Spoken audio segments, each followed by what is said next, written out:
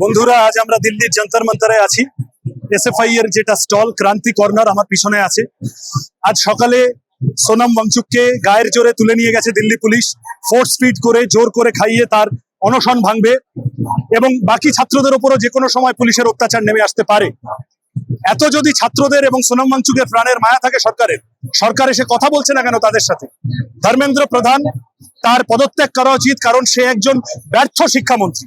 NEET বা CBSE বা বিভিন্ন ঘটনা সাম্প্রতিককালে শিক্ষাক্ষেত্রে যা মানে দাঁড়িয়েছে, ধর্মেন্দ্র প্রধানকে দিয়ে হচ্ছে না, এনটিএ কে দিয়ে হচ্ছে না। এই সংস্কারগুলো শিক্ষা ব্যবস্থার মধ্যে আনার জন্য সোনম ওয়াংচুক লড়ছেন, তার সাথে আমরা সবাই লড়ছিলাম।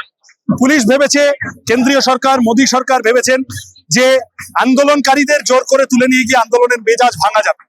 তারা অভিজিৎ দীপকেদের ওপর কখনো মাঝখানে এজেন্ট প্রভোকেটর ঢুকিয়ে কালি ছুটছে, কখনো গন্ডগোল পাকানোর চেষ্টা করছে। আমরা পরিষ্কার গণতান্ত্রিক ভাবে শান্তিপূর্ণ ভাবে মাথা উঁচু করে সোজা কথাটা সোজাভাবে বলবো বলে আজ এখানে আছি।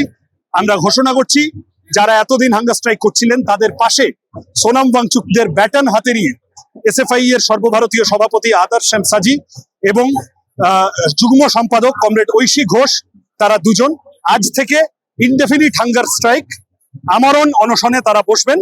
সরকারের পক্ষ থেকে দায় নেওয়ার কথা, সেই কথা যাতে সরকার স্বীকার করে এবং সরকার যাতে ছাত্রদের কথা শুনে নেয়, সেই দাবিকে সামনে রেখে এই ভিডিওটিকে লাইক করুন, আপনার গুরুত্বপূর্ণ মতামত কমেন্টের মাধ্যমে আমাদের জানান এবং আমাদের চ্যানেলের ভিডিও সবার আগে দেখার জন্য ইউটিউবে গণশক্তিকে সাবস্ক্রাইব করুন, ফেসবুকে ফলো করুন এবং শেয়ার করুন আপনার পরিচিতদের মধ্যে। আমাদের চ্যানেলে আপলোড হওয়া ভিডিও নোটিফিকেশন পেতে বেল আইকনটি ক্লিক করতে ভুলবেন না।